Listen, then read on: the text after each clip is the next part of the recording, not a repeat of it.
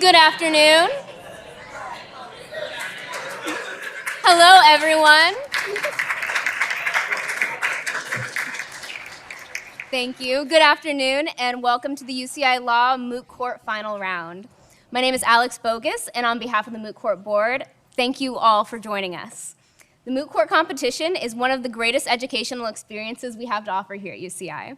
This competition allows students to experience following their case all the way through the appellate process, from writing the brief to oral argument, and even requires them to argue both sides of the argument. So throughout the process, they get to see both sides of the issue, all while thinking critically about real-world legal issues. Each year, the board chooses a case. Some years, those cases are live, working through the circuits. But this year, we chose a fictional case specifically designed to wrestle with important and timely legal and social issues. And today, we have the honor of seeing the fruit of our competitors' months and months of hard work in research, writing, and critical thinking.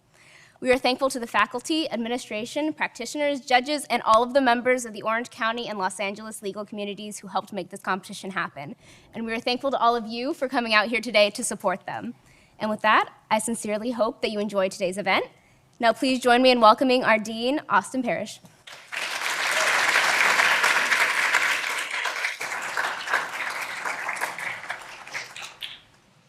Well, thank you, Alex.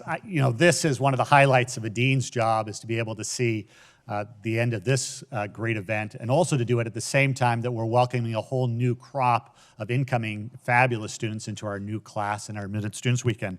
While we're here to witness two outstanding students in their final competition, the 2023 Moot Court has been ongoing for many months.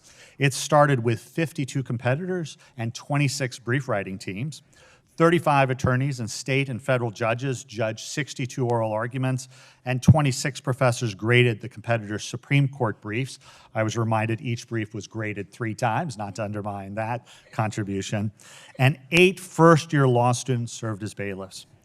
As we begin, I have a few thank yous. I then wanted to quickly introduce the competitors, describe briefly the facts for tonight, and then introduce our esteemed panel. So I'd like to thank the members of the 2023 Moot Court Board who have done just a simply fabulous job.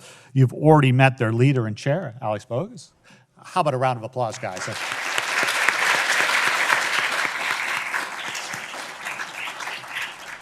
We have vice chairs Ryan Reed-Muller and Samantha Berry. Quick round of applause. Director of the bench brief, Cato Wren. Chairs of Judicial Relations, Katie Seaman and Letitia Johnson-Smith. And finally, chairs of Internal Relations, Catherine Page and David Manrique. I'd also like to make sure that we thank our sponsors, Buckhalter, who generously supported this year's competition. We are joined by a few members of the firm this afternoon, and I'd especially like to acknowledge Josh Robbins for his advocacy in securing the firm's sponsorship. So a big round of applause for Buckhalter and Josh Robbins. And finally, I'd like to thank the many judges and volunteers who made this year's competition a success. Let me introduce the finalists. As we move into the competition, we're going to hear from 2 of them, Shannon Eagen and Kelsey Sutton, who are sitting down right here.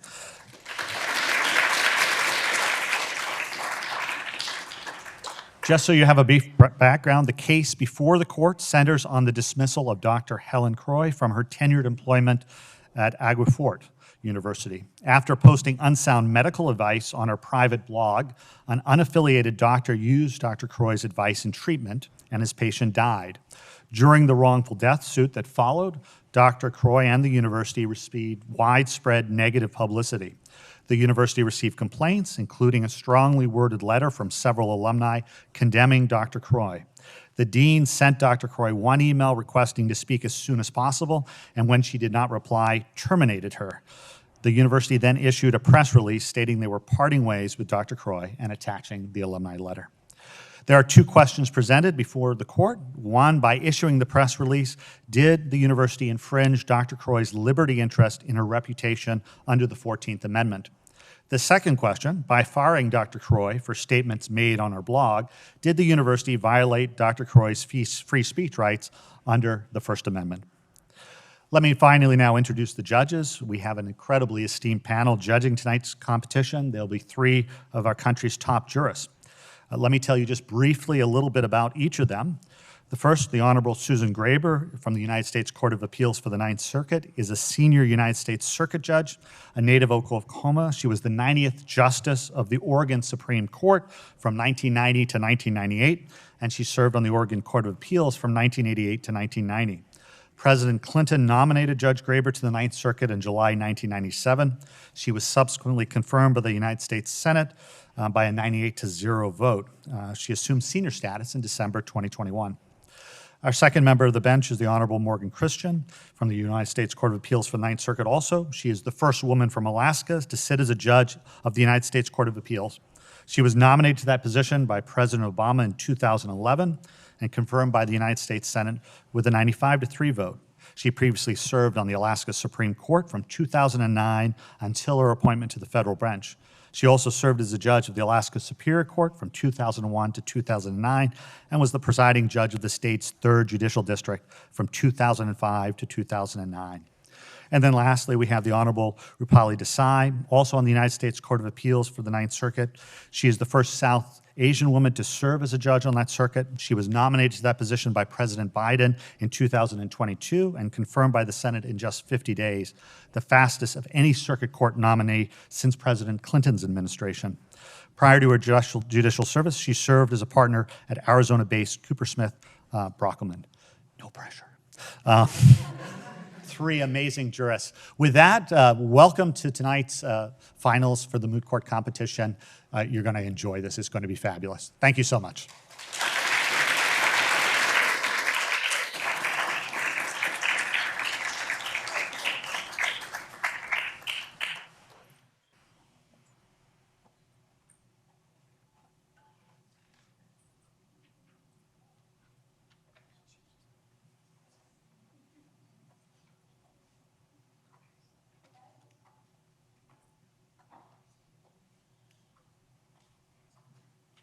All rise.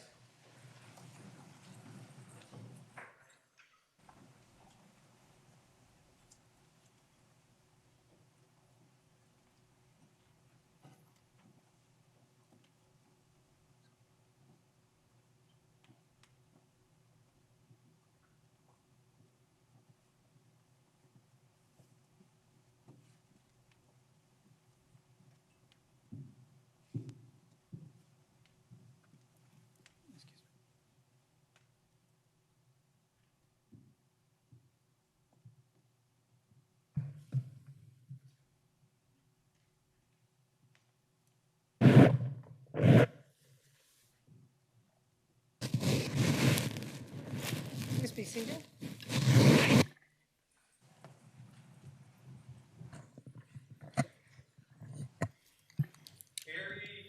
The court is now in session. The Honorable Susan Graber presiding alongside the Honorable Morgan Christian and the Honorable Rupali Desai.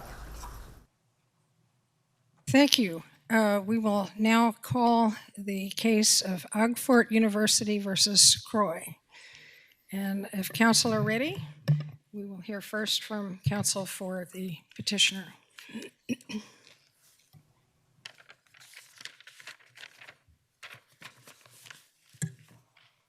Good afternoon. May it please the court. I would like to reserve 3 minutes for rebuttal, please. You may do that. Thank you. My name is Shannon Eagen, speaking on behalf of the petitioner, Agfort University. Today, we humbly request that this panel reverse the Ninth Circuit decision in this matter and reinstate the district court's grant of petitioner's motion to dismiss. The respondent, Dr. Helen Croy, has failed to state a claim that her 14th or First Amendment rights were violated by the university's actions, and we ask you to dismiss both claims for the following 3 reasons. First, Agfort did not infringe upon Dr. Croy's liberty interest in her reputation because the university did not defame her and she has not suffered an alteration in legal status. Second, Agfort provided Dr. Croy with adequate due process under the circumstances. An additional Counsel, process... I have a question about that. And you begin your argument about the procedural nature of this case. It's a motion to dismiss. It's a very early stage of the case. And aren't some of the issues that you're talking about right now at their core fact issues that should be developed before this court can really rule on the legal issues? Your Honor, given what we have agreed upon in the record and in the complaint as drafted by the respondent, we have sufficient evidence to hold based solely on a matter of law without having to delve any deeper into the facts beyond what has already been stipulated. Do you think she didn't plausibly allege that the speech was within her job duties, for example? We know that the speech was within her job duties based on the nature of the blog post and how she dressed the blog post in the trappings of her position. I'd like to ask you a little bit more about your statement that the notice was given to her. The letter or the email that was sent to her did not specify anything other than this is a serious matter and we ought to talk. Is that sufficient notice that her job was on the line, sufficient to meet due process requirements for a public university? Your Honor, while we will concede that the email could have been more specific, the very nature of due process as established in as long back as Madelyn v. Hanover is that it is meant to be flexible and situation specific. Well, situation specific here is that she should have been made aware, shouldn't she, that she might be fired if she didn't show up and defend herself. It just says it's serious and we need to talk. While the email was perhaps a little vague, this email did not exist in a vacuum. It existed in a time when she was surrounded by a negative media frenzy, and none of that had the right to fire her, other than the university, though. Absolutely, but the university was empowered to take action, as this court held in Gilbert v. Homer, because there was a significant interest at play. And it was a particularly urgent situation given the heightened interest in maintaining public confidence during this uncertain time, as Agafort is a prominent medical university. But you're skipping over the notice requirement, and Judge Grieber's asking you about notice. What put her on notice of that her job was at stake? She received an email from the Dean of the School of Medicine, and she allowed 18 days to lapse prior to her termination. At no point during that time did she reach out to him to follow up. And is it your position that a request to meet satisfies the requirement to have a hearing? Well, she was given the notice and an opportunity to be heard, as he said to her, "I would like to meet with you." But more importantly, additional process in this situation would have been futile. If we look to the balancing test set out by Matthews v. Eldridge, we know that. And reaffirmed in Codd v. Velger, it is crucial to provide a robust hearing where there is a dispute of fact. And here there was no dispute that the comments that she made were not in keeping with the university's position, which is the stated reason for her termination in their press release. I have another question for you. Your opening remarks, you also said that the material that was disseminated publicly was not defamatory. But as I understand it, the complaint letter was attached to an otherwise bland statement of we're parting ways, which in and of itself is, I would have to say just for myself, does not seem defamatory. But the attached letter does appear to be defamatory.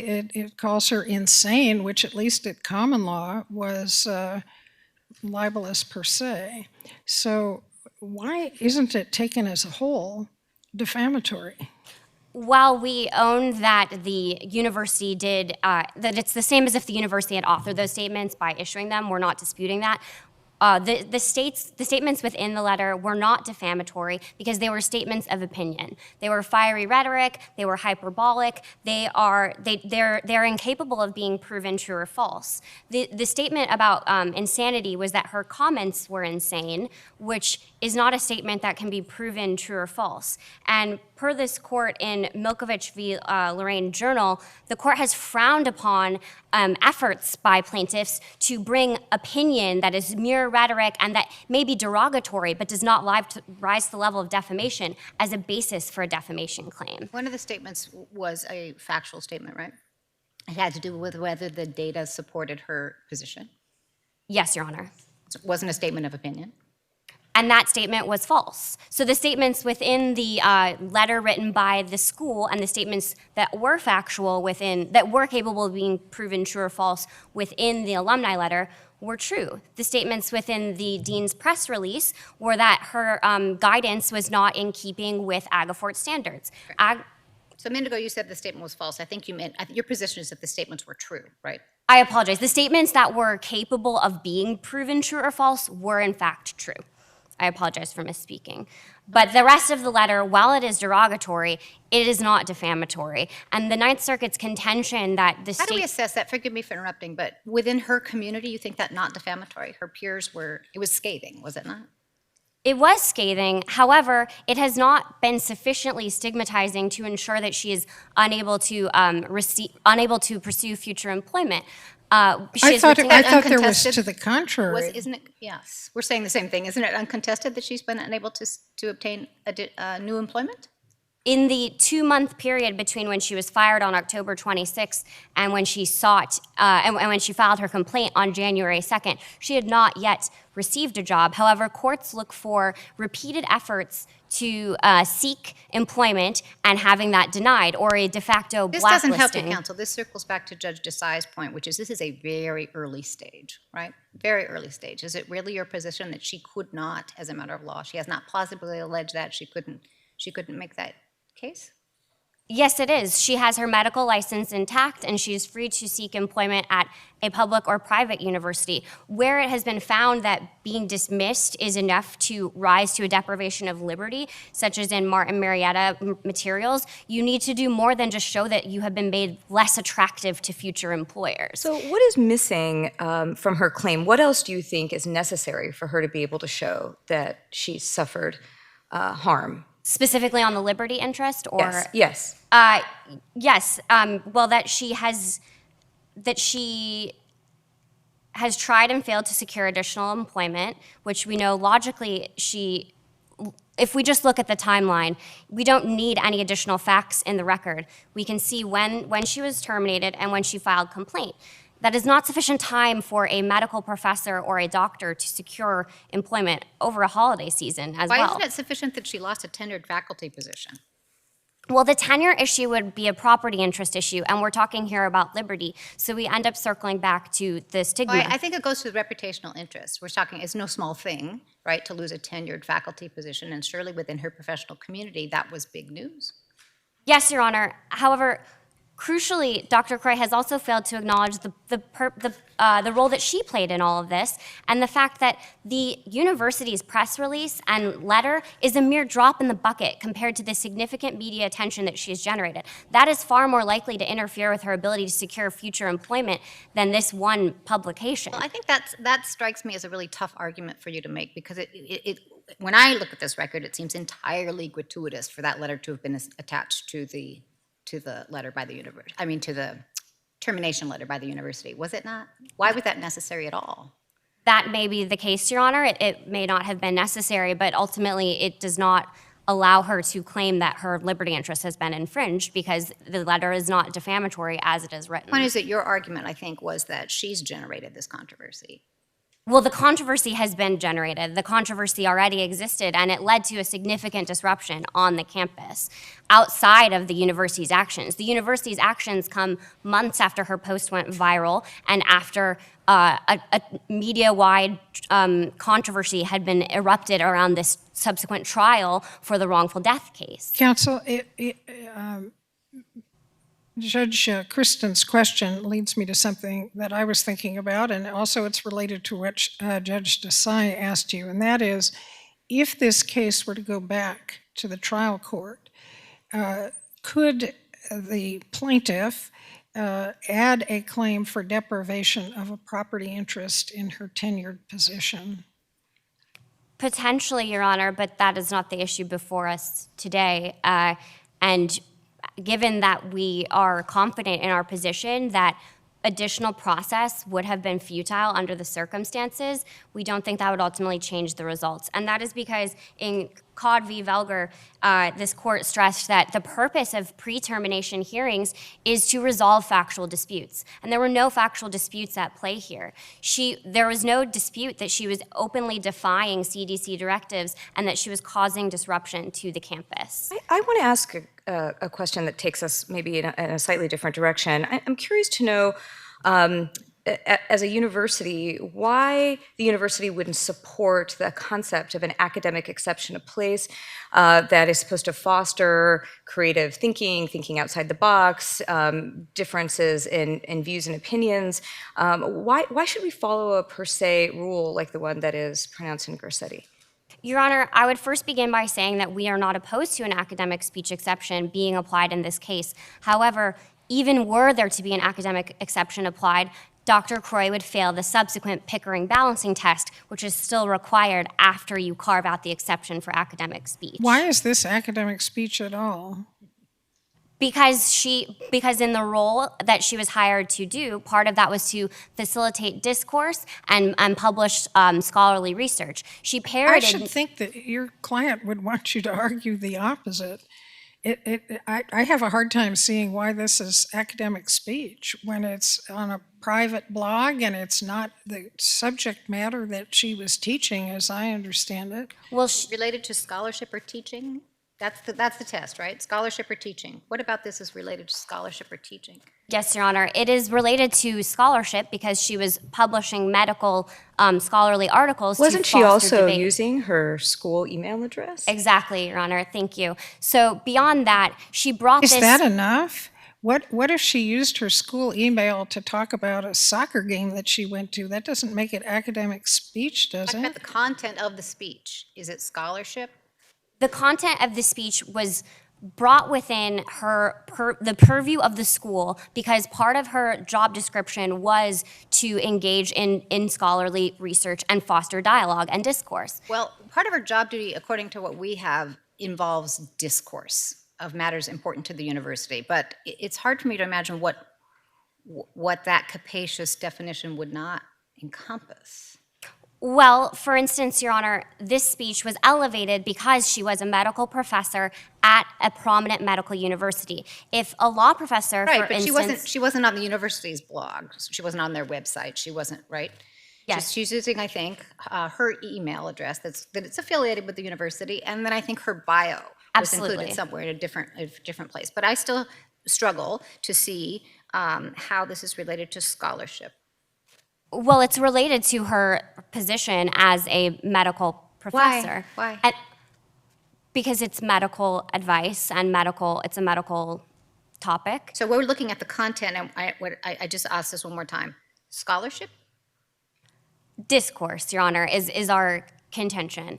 So to go back to walking through the requirements of this test, So there's one test that I think we're getting maybe two different issues conflated, and maybe I've asked a poor question. But one question has to do with whether or not she's active in the course and scope of her job duties, right? Yes. And then a different question, the one Judge Graber was delving into, is whether or not this was academic speech. And I think what we're trying to follow up now on is whether the content of this speech was academic speech.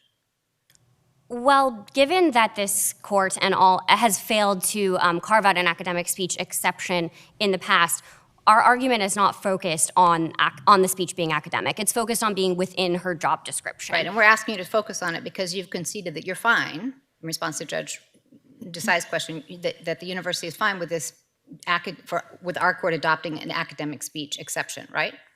Yes, if you were, our contention is that this speech would not be protected regardless because she would fail the subsequent Pickering balancing test Right. because of the level of disruption caused by the speech.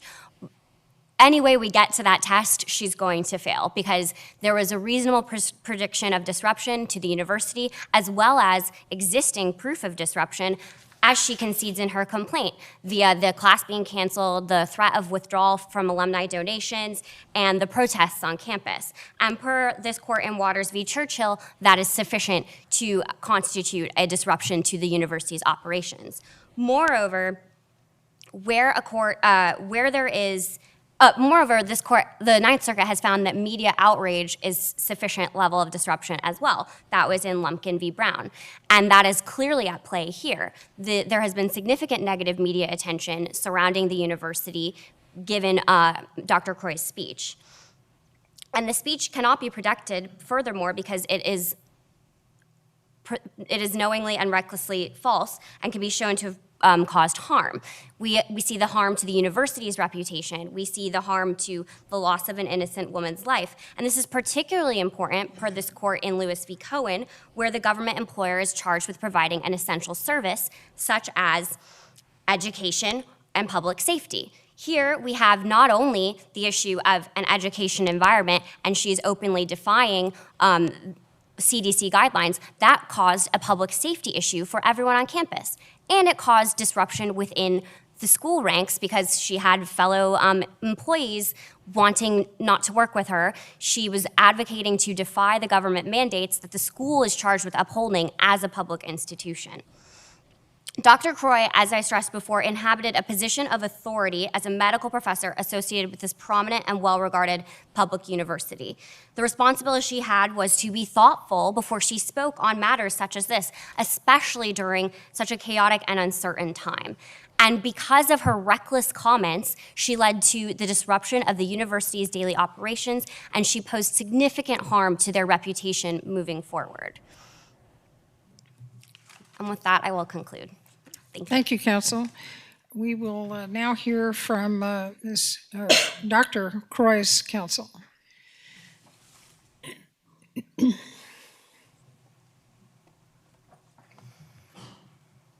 Good afternoon. Good afternoon. Was this academic speech? Thank you, Your Honor. To begin with, we would argue that this speech was not within the scope of her official duties. To begin with, would you introduce yourself first? Yes, I would love to introduce myself first. My name is Kelsey Sutton, and today I'll be arguing on behalf of Respondent, Dr. Helen Croy. And today we are here because Dr. Croy chose to post her personal views. Is it academic speech? Yes. Why? This court should find an academic exception to Garcetti, as Petitioner concedes as well. And this is academic speech because this court should find that academic speech can encompass speech by a professor made on a topic of public concern. And this rule about academic... Wait a minute. Doesn't it have to have something to do with the professor's... Go back to my example about, the school's soccer team, or let's say she had blogged about English literature, which probably there are classes of. Is that academic speech in the circumstances?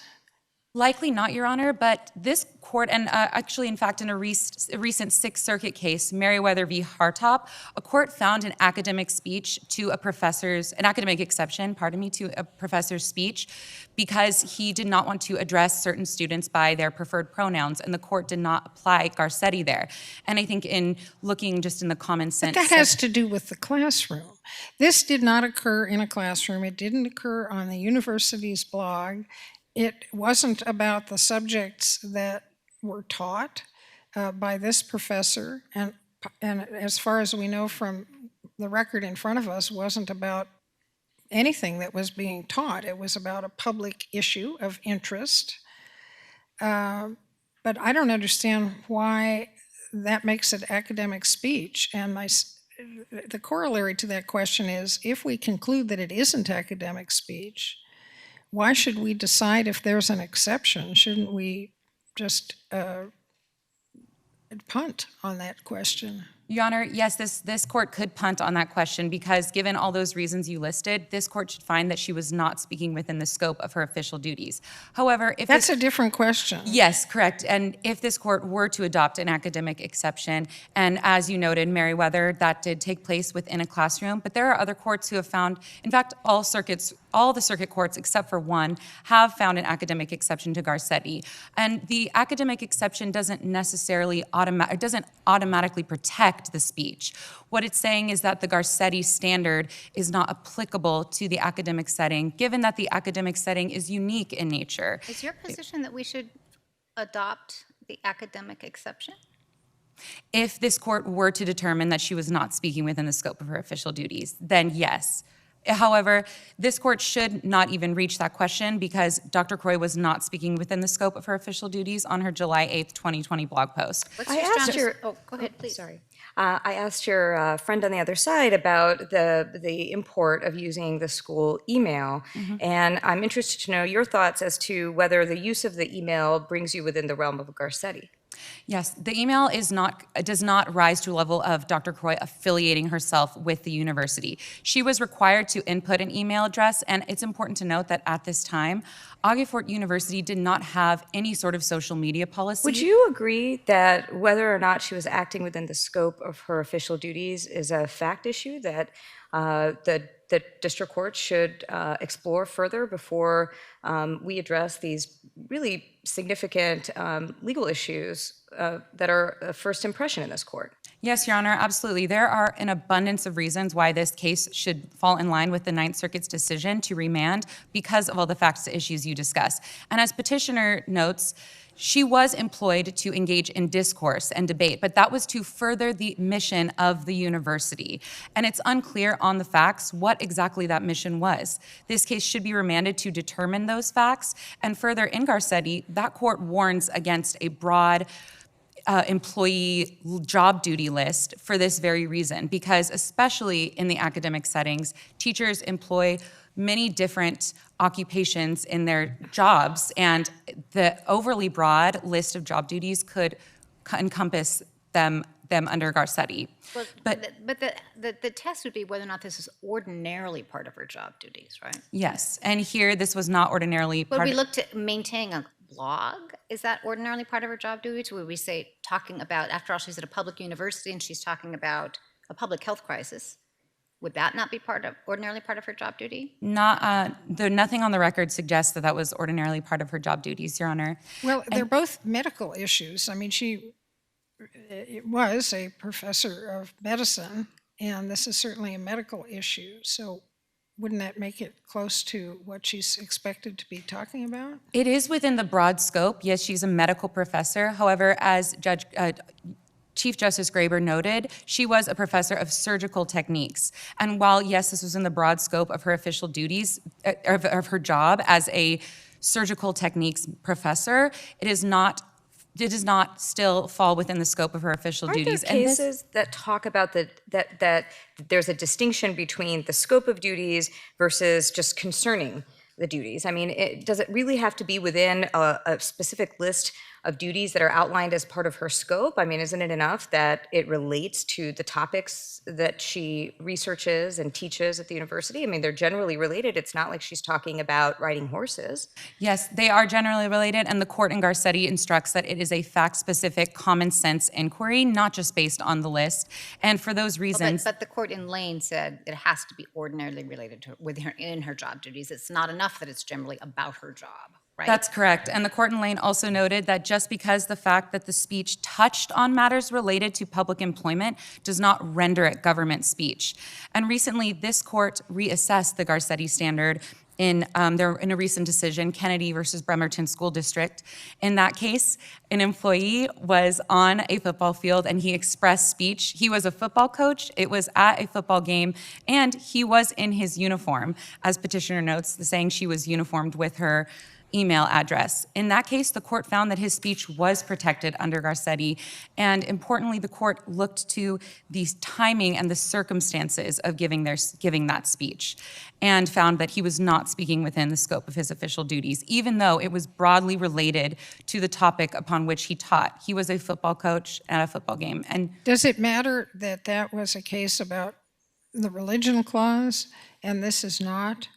Yes, of course, we recognize that there are different issues given that he was praying. However, when the court addressed the Garcetti issue, they were addressing his expression as a public employee, and they dealt with the religious and prayer issues under an establishment clause analysis and not Garcetti. So in just looking to the expression of a public employee, that is what this court should fall in line with that analysis in Kennedy versus Bremerton. What about the due process problem? Yes, Your Honor. There are two reasons this court should find that August University infringed upon Dr. Croy's 14th Amendment liberty interest in her reputation. because she did have a protected liberty interest in her reputation and she was sufficiently stigmatized. And as this court has noted, the petitioner failed to provide due process, as suggested, that petitioner did not provide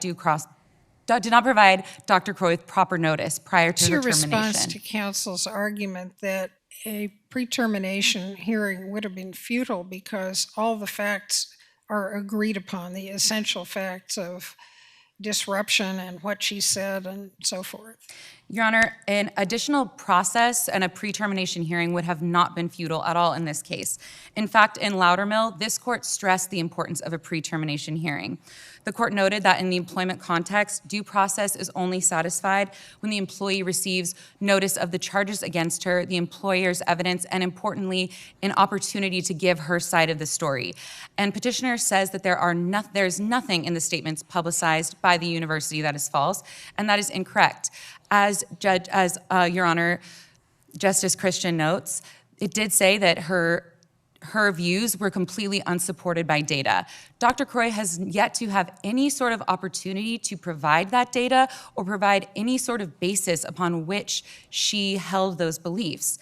And in Loudermill, the court engaged in a Matthews balancing test, and they did recognize that while it is a burden on the university to hold a pre-termination hearing, this hearing need not be significant or elaborate or formal. It just needs to be— So the meeting would have been enough had she responded to the email. Yes, it is, of course, regrettable that she did not respond to the email, and it could have perhaps strengthened her case. However, it is not constitutionally impermissible. It's not constitutionally impermissible. Dr. Croy not responding to the email, because the fact that the email was not did not give her sufficient notice. As this court has suggested to petitioner, there was no deadline for her to respond in the email, and there was no indication of consequences had she not responded. Why shouldn't we interpret that as a waiver of her right to a hearing? Can you repeat the question, Your Honor? Why shouldn't we interpret her failure to respond to the request for a meeting as a waiver? Because under Loudermill, the court held that in the employment context, that in the notice to the employee, there needs to be an opportunity. Thank you. There needs to be So you're relying on the notice notice. You're saying because your position is there wasn't sufficient notice, and if we were to disagree with you on that and say, you know, a request for a meeting does constitute sufficient notice, then would you concede that it was a waiver on your client's part to not respond in any way? No, Your Honor, because there was no way for her to know, based on that email, what the allegations against her even were. At the time the email was sent, she was not even aware of the alumni letter that the school was about to publish against her. Aware of the public controversy. The trial was televised, right? The wrongful death trial was televised. So she's certainly aware of the controversy. She's not denying that, is she?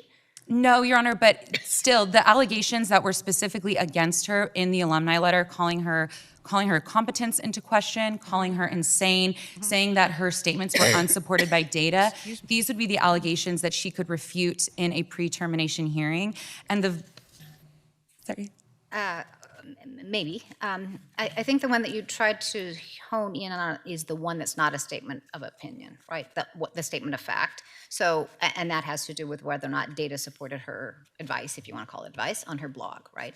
So in order to prevail here, do you have to show us or plausibly allege now that there is data that would have backed up her advice about using this very controversial treatment? Yes, she certainly can provide data, because given the fact of, and taking into context when this was posted, this was a very uncertain time in which the search for truth was necessary, and people, she was just one of millions of people sharing one opinion on how to address such an uncertain crisis. This had to do with data. The factual statement right at issue was whether or not there was or was not data available at that time that would have supported the position that it was a good idea to take hydroxychloroquine, whatever, for COVID.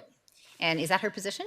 Yeah, her position is that she did have data at that time. And as we know, taking into the context of when this happened, especially when COVID was new, there was conflicting views and conflicting data and conflicting suggestions on how we should handle this. There's conflicting data as opposed to views. Is that what? the contention? Not necessarily. Conflicting is likely the wrong word there, but evolving data. And at that time, she relied on data that seemed that she would have based this opinion on. And there are others. I have a related question. Forgive me for interrupting. Yeah, no Is there anything in the record anywhere that put her on notice, actually pre-termination, post-termination, of what university standard she was supposed to have violated? No, Your Honor, and that is yet another reason why this court should remand the case for further proceedings, because in their press release, the university does say that she disseminated advice inconsistent with the standards of the university. On the record, it is unclear what they mean by standards. Do they mean medical standards? Do they mean educational standards? Or perhaps their social media policy standards, which we know, based on the record, at this time, they had no social media policy. You have argued that she didn't receive any pre-deprivation hearing. Did you request post-deprivation hearing?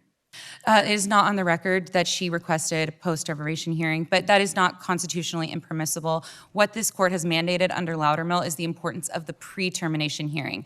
And the pre-termination hearing is not only to determine the truth or falsity. Yes, she could have brought in the statements about data and about the advice inconsistent with the standards, but it could have also been an opportunity for the university to consider the appropriate course of action. They may not have chose to fire her. It could have given them an opportunity to put her on administrative leave or reprimand her instead of just taking her tenure position away from her without any notice. I have a question about that. It struck me as unusual that what is being raised is a reputational interest rather than a property interest in her tenured position. Is there a strategic reason that we can discern from this record? Not necessarily, Your Honor. It's just that the fact that she had a liberty interest in her reputation, and as was suggested earlier, she could move to amend to add a liberty interest deprivation of her property interest as well. Did she seek leave to amend? Not based on the facts. We can't see that. Yes. However, if we apply the 7-factor stigma plus infringement test under Miller, can you satisfy all of those elements? Yes, Your Honor, and in the stigma plus test that this court has held in Roth, Davis, Owen, and Goss, that due process is required when there is a harm to reputation in conjunction with a loss by the government. And the court noted in Paul versus Davis that would be something like loss of employment. And that's what she needs to satisfy under the stigma plus test. And here she has, Your Honor. And further, these statements were sufficiently stigmatizing. They called her insane. Well, they called her statements insane. They didn't call her insane. Yes, and they also called her an embarrassment to the medical profession. Right, but it is somewhat different, is it not, to call a person insane and to say that's something that you just did or that's something you just said is nuts. That is true, Your Honor. It is true that it was different. They called her statements insane. They questioned her competence and said that she was embarrassment to the medical community. But there has to be something more than simply a derogatory statement, correct? Our courts have found that that is not enough. Yes, and the something more under Roth, Davis would be a tangible loss, and the court even gives as their suggestion that would be loss of employment, which those two things combined, she meets the stigma plus test, and she had a liberty interest in her reputation. If you don't mind, I would like to discuss the Pickering balancing test on the First Amendment. So here, Dr. Croy's, this court has asked us to weigh the interest of the public employee in speaking on a matter of public concern against the university's interest, importantly in rendering the efficiency of its services. Yes, there were some disruptions. We know there was one protest, one call from a donor, and there was one class canceled. But these do not rise to the level of sufficiently halting the efficiency of the everyday operations of the university. What about everyday operations? Doesn't seem like a particularly great fit to me. What do we do about the fact this all took place in the context of a global pandemic? People were dying, and this is a public university, and she's specifically associated with the public medical school. What about that? Yes, Your Honor, and the context of this speech is important, and it actually goes more towards her in extremely high public interest because she was speaking on a matter of public concern. As I noted at this time— She's using her university address, and she's got her bio, her university bio on that website, and right? Somebody died, at least in this fact pattern that we have. Another physician Yes. presumably a sophisticated consumer of information, believed her and testified that he relied upon her. Well, Your Honor, as the record shows, as of now, there is nothing to show that her speech was the cause of that death. Yes, it's unfortunate, of course, that that happened, but the results of the lawsuit with Dr. Gibbons are not on the record, and there's nothing that no court has suggested that her speech caused that death. And taking into Wait a minute, but he testified. I don't think the outcome of the wrongful death suit matters, right? Those are two different things. Again, I may be conflating two different things. Because your first statement was that there was nothing indicating on this record that your client's speech caused the death. And I think there's sworn testimony by another physician that he relied upon your client's speech. Is there not? That is true, Your Honor. However, it's important to note that after she posted this blog, the university, she continued teaching with no issue at her, so just based on the speech, she continued teaching with no issue at the university. And Petitioner notes that in cases where they have found that the public employer's interest in efficiency outweighs the employee's interest, it's typically because of coworker disharmony. Here, there is nothing to suggest there was anything even remotely showing there was coworker disharmony. In fact, the facts... Wait, what's the letter about then? Well, those are not her coworkers. Those were alumni of the university. Those were not coworkers, and there's no fact. And in the cases where they have found coworker disharmony, it's within the employer, and there's so much disharmony that it halts them from being able to continue their daily operations. Here, there's nothing on the facts to suggest that there was any harmony among Dr. Croy and her coworkers. They continued on as usual after she made this speech. And importantly, this asks us to weigh the efficiency of the university against the interest of the employee speaking on a matter of public concern. Dr. Croy had a strong, legitimate interest in speaking on the matter of COVID-19, which was an extremely important public health crisis. And does it matter whether, in hindsight, she was right or wrong in terms of the determination of public concern? No, it does not, Your Honor. This court has held in Pickering that false statements can qualify as a matter of public concern, absent that the false statements were knowingly or recklessly made. And as we discussed... What doesn't qualify as reckless? No, Your Honor, because she had a basis. She had data basis. And again, as noted, the context of July 2020 should be taken into account when things were so uncertain and conflicting. And in conclusion, may I conclude, Your Honor? Yes, please finish your sentence. In conclusion, if public employers, public colleges are able to fire tenured faculty with no due process based on speech they simply disagree with, it could set a dangerous precedent leading to the end of the college setting as the free marketplace of ideas. Thank you, Your Honors. Thank you. There's some rebuttal time remaining.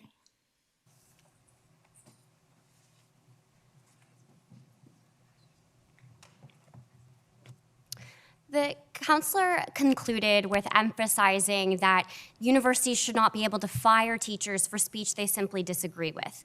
But Dr. Croy's speech goes far beyond mere disagreement. It controverted her employer's mission as a public university to uphold public health and safety standards established by the CDC. Does that mean it would have been okay for her to do everything she did here, same website, same email address, same everything, if she had said, don't do this particular treatment that's been advocated by others? Well, Your Honor, then we would not have the debate over whether her medical advice was consistent with the university standards. Well, we don't even know what standard the university was talking about. The university said medical advice inconsistent with our standards, which as a public institution were the in-place government mandates and recommendations surrounding COVID-19. The opposing counsel has greatly understated the robustness of the factual record. And there are plenty of items within the record that we conclude on merely as a matter of law that we do not need additional discovery for. We know that she cannot satisfy the stigma plus claim required because she was not defamed. There were no false statements within the alumni letter nor the press release. And we know that derogatory statements are insufficient to support a claim of defamation. We also know that she has retained her medical license. We know that she remains free to seek employment at a like-minded private or public university. Are you going to, maybe I could ask you to respond to opposing counsel's position that there is one statement of fact in there that's not just a statement of opinion. It has to do with whether or not there was data available at the time to support this novel treatment, and she says there was. The statement was that that her advice defied medical consensus and was unsupported by data.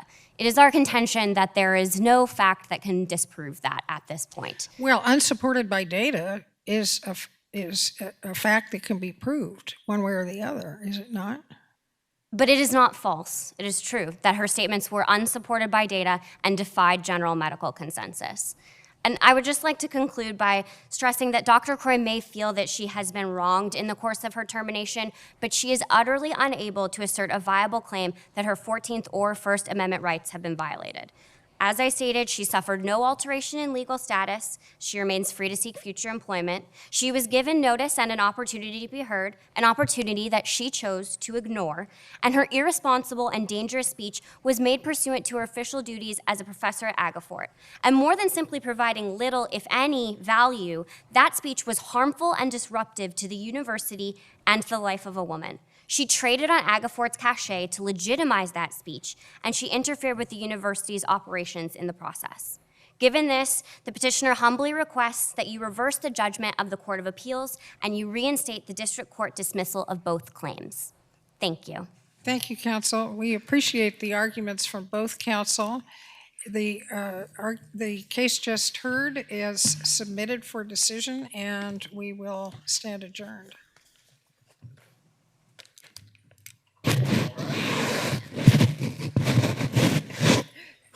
Not easy.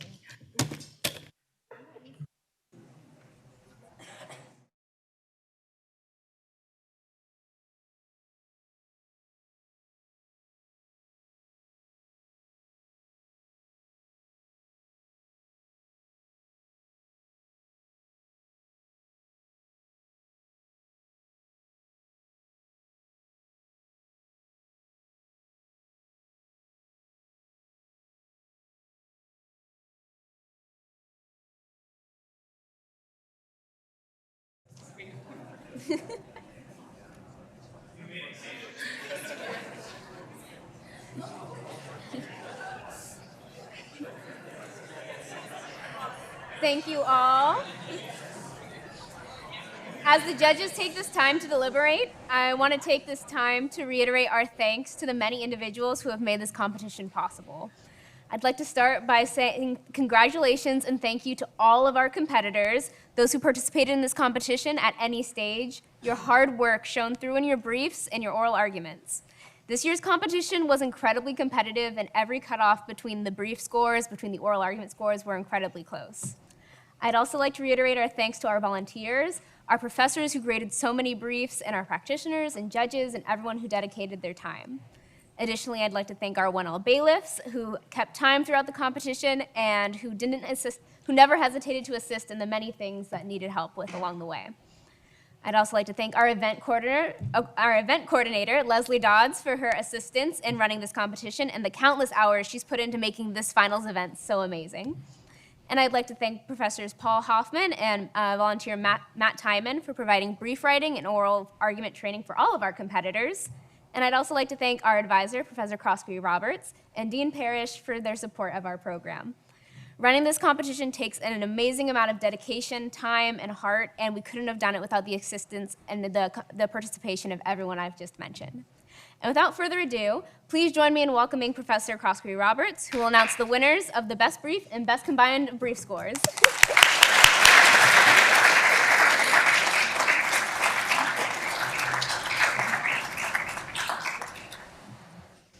So I get the best job, which is handing out awards. But before I do that, just very briefly, I know we've already had some people thank the board and we've named all of them, but I have to just send a particular thank you and ask you all to celebrate the this year's chair of the board, Alex Bogus, who has done just amazing work.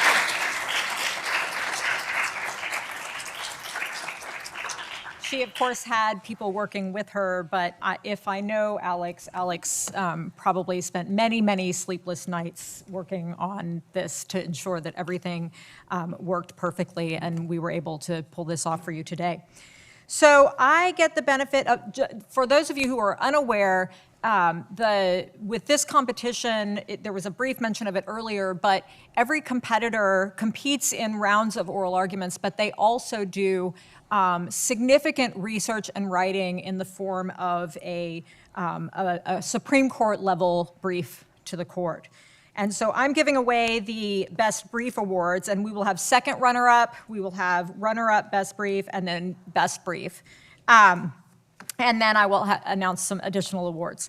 So they drafted in teams, so each of these, there will be 2, and I will ask those of you who won to please come up to receive your award, and probably for pictures. Yes, and for pictures. All right, so for second runner-up Best Brief, we have Emily Laskoe and Kelsey Sutton.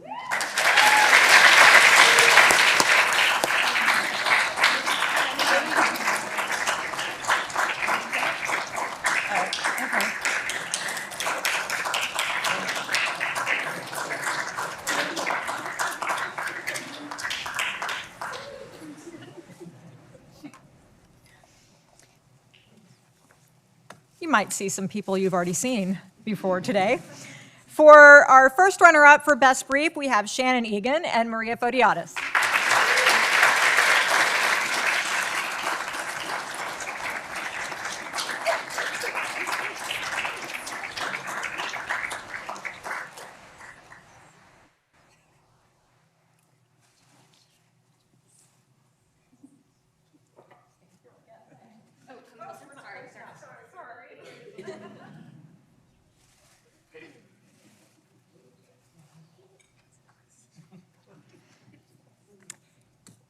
And then finally, for Best Brief, we have Emily Lovell and Madelyn Sickle.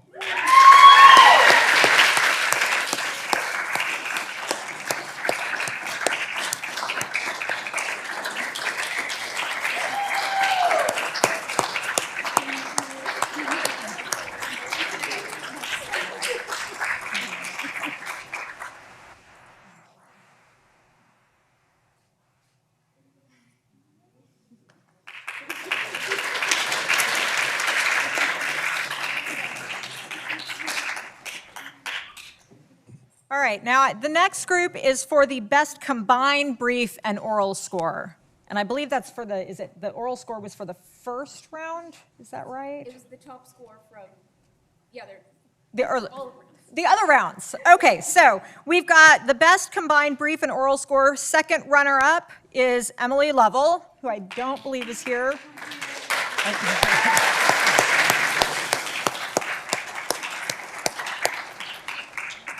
And then first runner-up for Best Combined Score, you might have heard this name before, Shannon Eagen.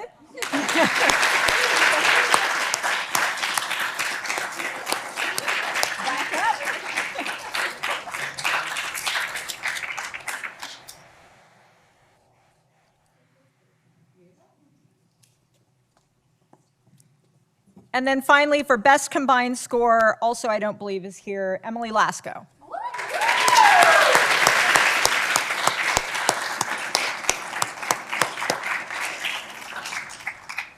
So for now, and again, you know what, round of applause for all of these wonderful competitors.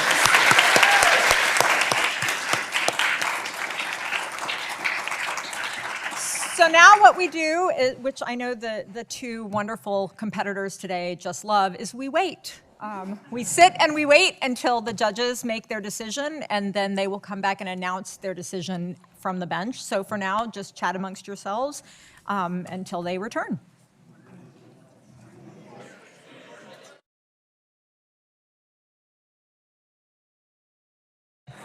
Good afternoon, everyone. If I could have your attention for a moment. Good afternoon, everyone. If you could resume your seats, we shall have our judges back here in a moment. Thank you.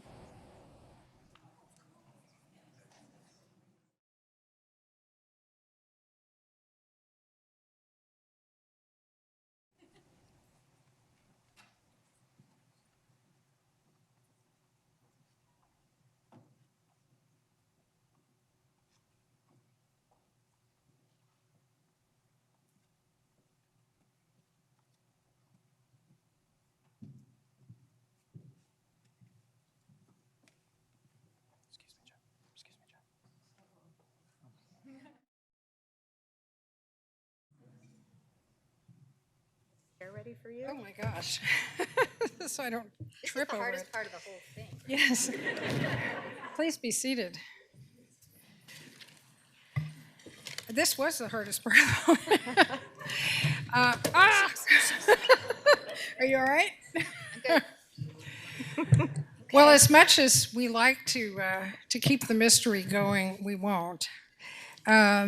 It was a very difficult choice because we had two outstanding advocates. And after our deliberations, by a narrow margin, we have selected Kelsey Sutton as the best oralist. And we have a number of comments that we'd like to make. The first is, I want to thank the school for making such excellent arrangements. This was a wonderful problem, very interesting, and it's also, I think, very helpful to have a single advocate on each side. It's much more realistic. So I commend the school for doing it that way. And I want to say that both of you did a lot better than a lot of the lawyers that we see.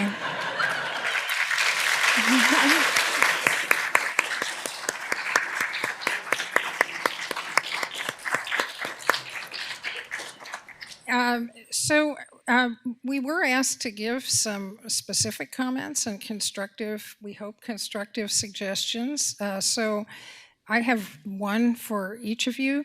Ms. Eagen, I would say that the argument that you put forward on the 14th Amendment issue was not as strong as your argument on the other issue.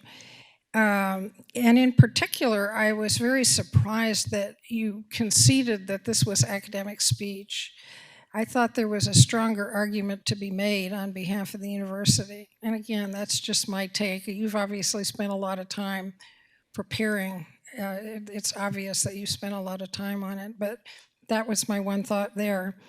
And Ms. Sutton, the one thing that you said that sort of struck me when you were responding to a question about something, you said, as the court suggested to opposing counsel, the court never suggests, the court asks questions. And as you can tell, we push back on both sides. And I think just in general, it's a mistake to, it is usually a mistake to think that you know the outcome of a case from listening to the oral argument, because that is something that we do. We test our own thinking, we test the arguments of the lawyers, but we're trying hard not to make suggestions. So those are my thoughts. Judge Krista? I think you did a great job, both of you.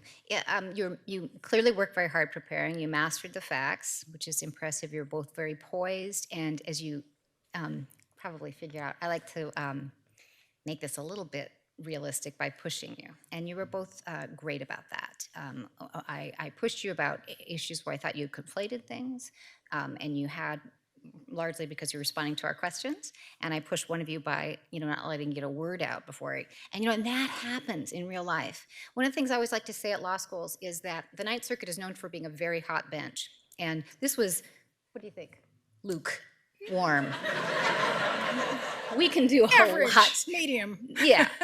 And on some days it's like this. And so, but it's important for you to remember. I always tell people, I'll try to do this quickly, but in law schools I always say, I don't know why they call it oral argument. They should call it judge's question time, because we're ready and we have questions, but we've read it all, and so we don't need you to stick to a script, and that's rarely a good thing to do. Something that's great, I think, there's a lot of great things about the Ninth Circuit in my view, and one of them is that we stream our arguments. So free of charge, from your living room, from wherever your laptop is, you can watch arguments, right? And get a real sense. And a smart thing to do if you're going to argue before our court is to go a week ahead of time. You'll know which 3 judges you're going to have, and you can go and look at arguments and see the inside of the courtroom, what it looks like, which is a really terrific thing because it makes it less nerve-wracking.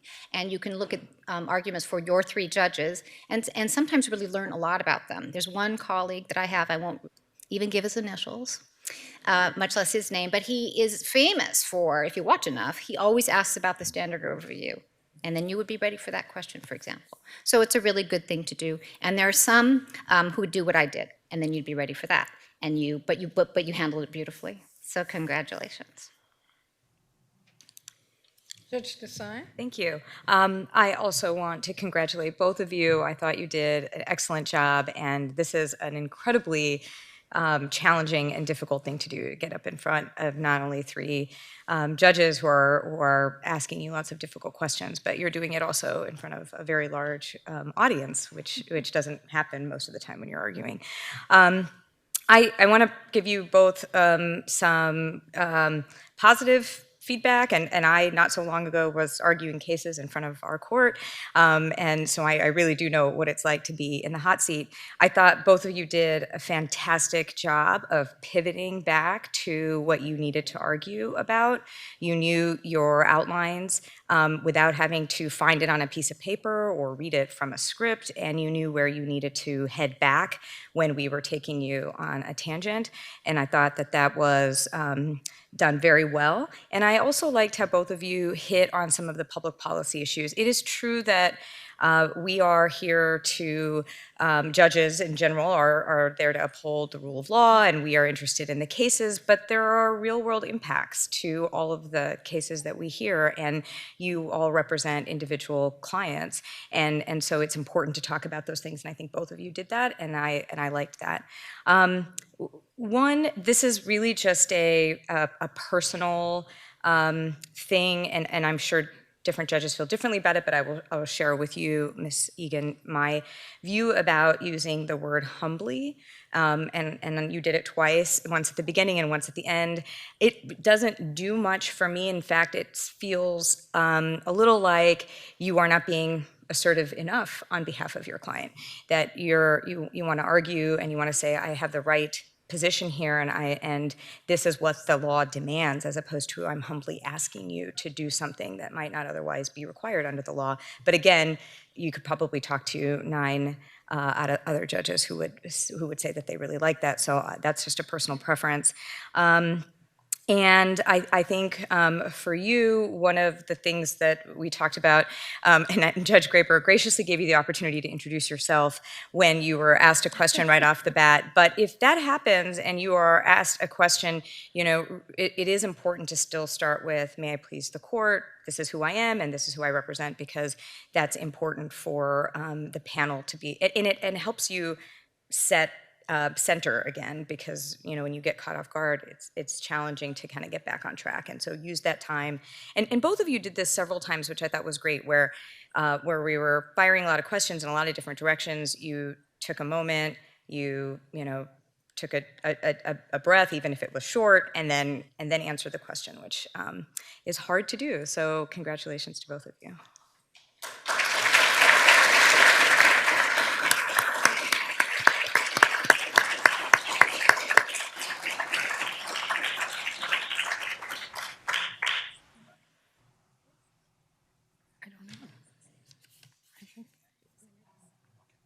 To tell us what's next.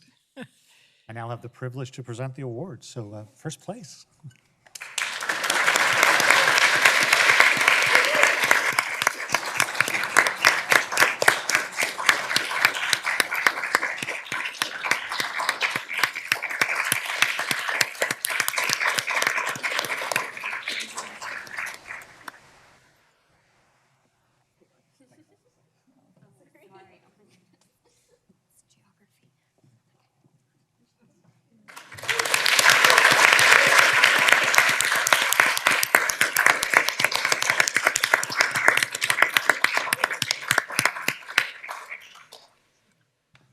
Well, now I have the privilege to make a few concluding remarks. Before I do that, this was, even if it was lukewarm, it was an absolutely fantastic bench.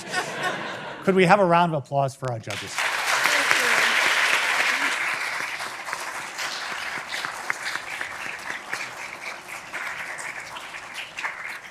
I'm going to end by congratulating the contestant or the participants, but I just had a couple of remarks. First, just on the argument itself. It was not lost on me that this was an argument where They were arguing the Ninth Circuit erred in front of 3 Ninth Circuit judges sitting by designation on the Supreme Court. Used to that. Oh, we're very used to having. But a little intimidating. The other thing I heard during the break was the opinion from many that, and so very grateful for the competitors and the judges here, that the real culprit here was the foul dean who fired after only sending 1 email. And so I'm very glad that we didn't hamper on that mistake. I wanted to bring this competition into a broader context. This law school was founded 14 years ago with a grand ambition, and that ambition was to embed a fabulous law school within one of the top leading research R1 universities in the nation. And the idea was unburdened by kind of staid traditions of schools that were founded in 1820 and had traditions dating back then, that we could prepare students for the very highest levels of the legal profession in a way that schools hadn't done before. And that vision was done specifically with some things that are distinct at UC Irvine. It includes the fact that our students on day 1 in the first semester are able to volunteer in pro bono work. And in fact, we have one of the largest pro bono projects anywhere in the country, with over 100 projects occurring each year. It's the requirement that every student in their first year actually has a live client interview as part of their lawyering skills program. It's the idea that every student is required to do a clinic, and that each year our students perform more than 30,000 hours of local community service through those clinical projects. It's the idea that we're one of the few schools that has a legal profession course that teaches students in the first year as a required course how the legal profession is constituted in the business of law, not just the law itself. And that sort of ambition to create leaders at the very top of the profession has borne fruit. Just this year, we were ranked 4th in the nation for our clinical law programs, ranked 10th in the nation for the lawyering skills program. We're ranked number 3rd in the nation for the number of hours that our students do each year for pro bono commitment to the local community, with the idea that that not only does good in the community, but also builds tremendous lawyers. 2 weeks ago, Princeton Review ranked us 2nd in the nation for the quality of the faculty teaching in the classroom, ranked 22nd this week for the number of attorneys that we graduate that go into the largest firms throughout the nation, and as well one of the top schools graduating students into the public interest community. All that for a dean makes me incredibly proud, but if I look at all of that, the quality of advocacy tonight, at least from my perspective, suggests that we're succeeding. And so I'm incredibly proud that not only did you do a great job, and I'm sure it's sort of meaningful for you and your classmates, but it also does and proves that what we were trying to do seems to be successful, graduating students who are going to be absolutely fabulous lawyers. So I hope you'll join me in the proud that I have for 2 of our finalist competitors for not only doing an amazing job, but also showing the promise of what a lawyer can do with a really first-rate education. So congratulations.